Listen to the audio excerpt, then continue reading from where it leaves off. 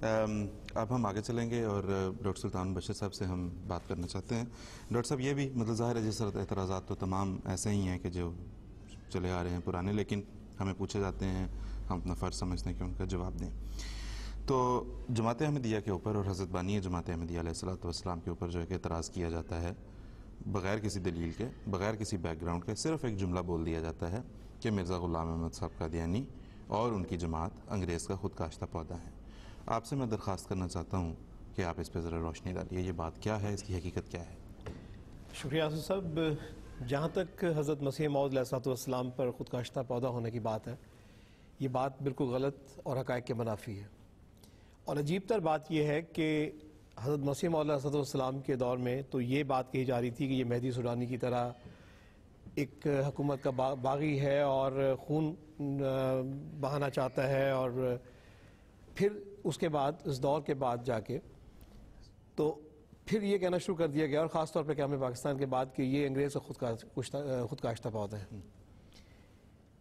حقیقت یہ ہے کہ حضرت مسیح موعود علیہ الصلوۃ والسلام نے اپنے بارے میں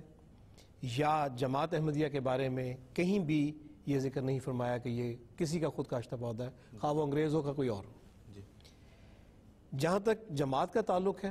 سیدنا حضرت مسیح موعود علیہ الصلوۃ والسلام نے بار بار یہ فرمایا ہے کہ یہ جماعت خدا کے ہاتھ کا لگایا ہوا پودا ہے. انجام آثم میں حضرت مسیح موعود علیہ الصلوۃ والسلام نے جو فرمایا ہے وہ میں عرض کرتا ہوں. حضور فرماتے ہیں کہ یقیناً سمجھو کہ یہ خدا کے ہاتھ کا لگایا ہوا پودا ہے، خدا اس کو ہرگز ضائع نہیں کرے گا، وہ راضی نہیں ہوگا جب تک اس کو کمال تک نہ پہنچا دے، اور وہ اس کی آپ پاشی کرے گا اور اس کے گرد احاطہ بنائے گا اور تعجب انگیز ترقیات دے گا. پھر فرماتے ہیں کہ کیا تم نے کچھ کم زور لگایا؟ پس اگر یہ انسان کا کام ہوتا تو کبھی کا یہ درخت کاٹا جاتا اور اس کا نام و نشان باقی نہ رہتا. تو یہ ہے حضرت مسیح موعود علیہ السلام کا اپنی جماعت کے بارے میں ارشاد. اور ضمناً میں یہ بات عرض کرتا چلوں کہ خود کاشتہ پودے کا الزام جو ہے یہ ایک دوسرے پر بھی لگاتے رہے پہلے سے. شورش کاشمیری صاحب نے چٹان 15 اکتوبر 1962 میں بریلیوں کے بارے میں یہی کچھ لکھا، اور پھر اس کے جواب میں ایڈیٹر طوفان ملتان نے بھی اہل حدیثوں کو انگریز کا خود کاشتہ پودا قرار دیا. لیکن جس تحریر کا یہ حوالہ دیتے ہیں اس تحریر میں حضرت مسیح موعود علیہ السلام نے اپنے خاندان کا ذکر فرمایا، اور یہ خاندان سکھوں کی وجہ سے سالہ سال بے وطن رہا، اور پھر انگریزی حکومت کے زمانے میں امن کی حالت میں یہ واپس قادیان میں آیا. اور یہ وہ احسان ہے جس احسان کو یاد کرتے ہوئے حضرت مسیح موعود علیہ السلام نے ذکر فرمایا. اور یہ بات تاریخی طور پر تمام احباب کے ذہن میں رہنی چاہیے کہ یہ تب کی باتیں ہیں جب کہ ابھی جماعت احمدیہ کا قیام ہوا ہی نہیں تھا. اور یہ بات بھی یاد رکھنے کے قابل ہے کہ اس خاندان کے اندر سنی اور اہل حدیث لوگ شامل تھے، ابھی جماعت کا قیام ہی نہیں ہوا تھا. رہ گئی بات یہ، اس سوال کا ایک دوسرا پہلو یہ لیا جاتا ہے کہ جی حضرت مرزا صاحب نے انگریز کی تعریف کی ہے اور خوشامد کی ہے، نعوذ باللہ من ذالک، اور بہت غلط الفاظ اس بارے میں استعمال کیے جاتے ہیں. اس بات کو میں اپنے ناظرین کے لیے یہ واضح کرنا چاہتا ہوں کہ حضرت مسیح علیہ السلام نے عیسائی مذہب اور انگریزی حکومت کو علیحدہ علیحدہ رکھا ہے. اور جہاں تک پادریوں کا تعلق ہے، عیسائیت کا سوال ہے، حضرت مسیح موعود علیہ السلام نے ایک عظیم الشان جنگ لڑی ہے اور ان کے چھکے چھڑوائے اور ایسی شکست فاش دی ہے کہ اپنے تو اپنے بیگانوں نے بھی اس پر خراج تحسین پیش کیا ہے. اور اس دور کے علماء ہی نہیں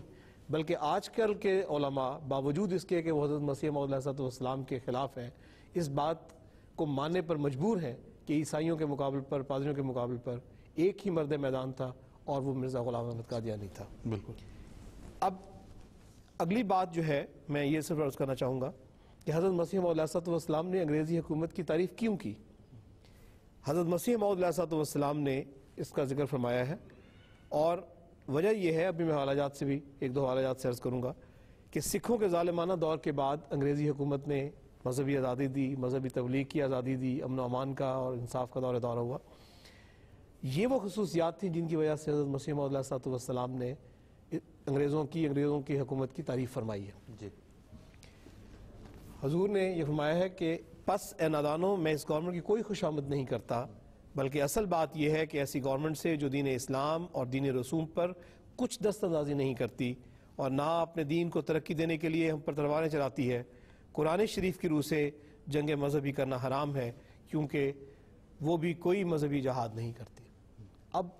سکھوں کے دور میں کیا ہوتا ہے؟ اب ہم ذرا تاریخ کی طرف چلتے ہیں کہ انگریز جب آیا ہے تو اس سے پہلے سکھوں کا دور تھا۔ سکھوں کے دور میں مسلمانوں کے ساتھ کیا ہو رہا تھا اس کی تفاصیل بڑی دردناک ہیں اور آپ مختلف پڑھ سکتے ہیں، لیکن مختصر یہ ہے کہ مسجدوں کو اسپل بنایا انہوں نے، اذان دینا جرم قرار دیا، عمارتوں کو اکھیڑ دیا گیا، مسجدوں میں شرابیں پی جاتی رہیں، یہاں تک لکھا ہوا ہے کہ مہاراجہ رنجیت سنگھ مسجد وزیر خان لاہور میں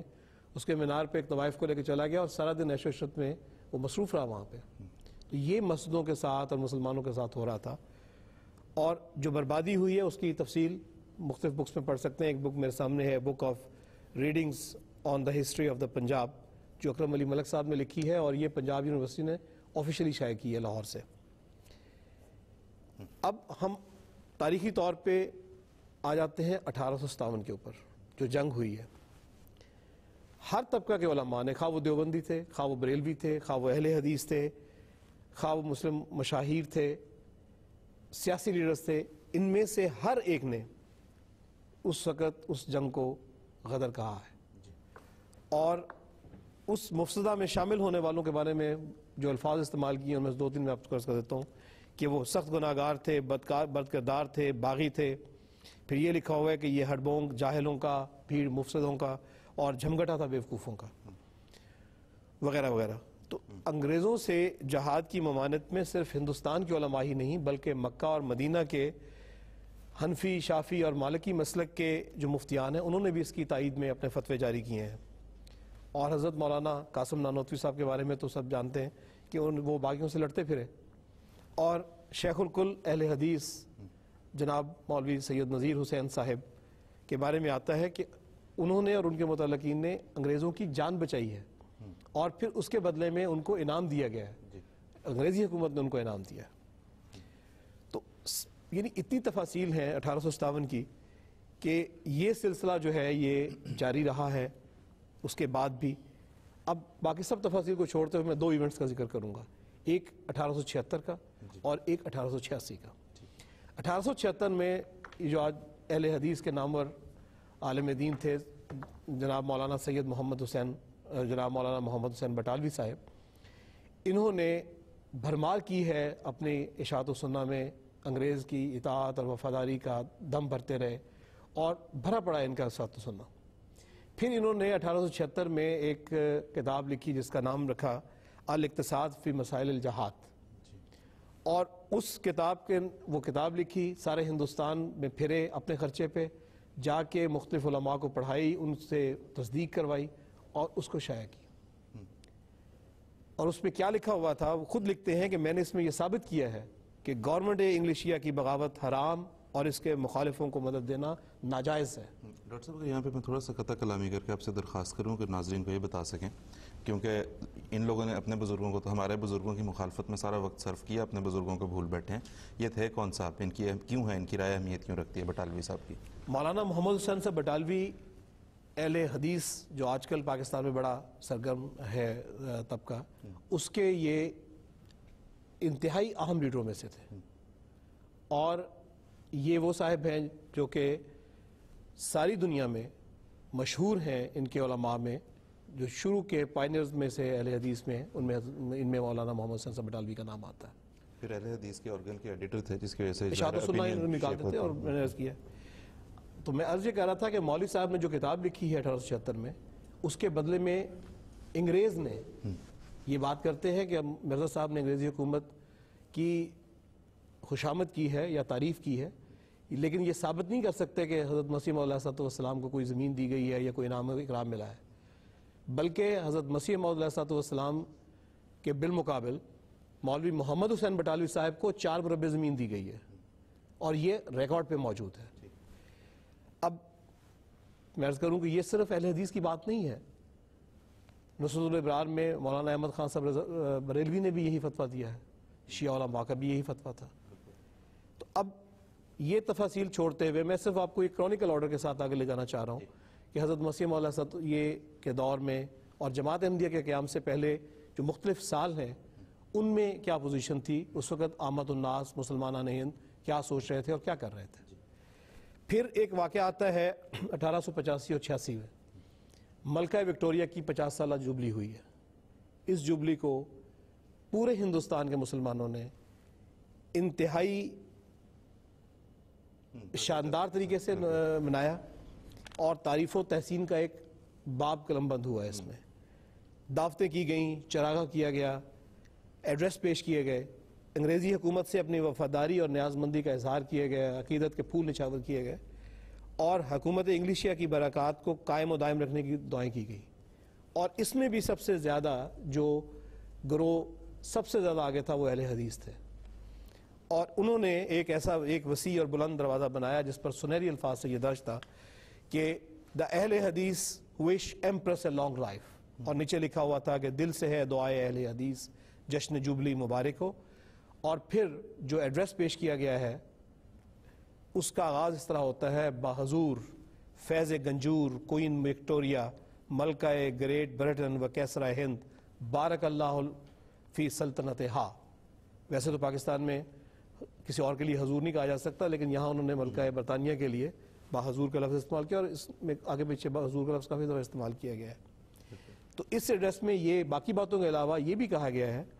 کہ اس جماعت کو صرف اور صرف حکومت برطانیہ کے زیر سایہ مذہبی فرائض ادا کرنے کی آزادی حاصل ہے، دوسری مملکتوں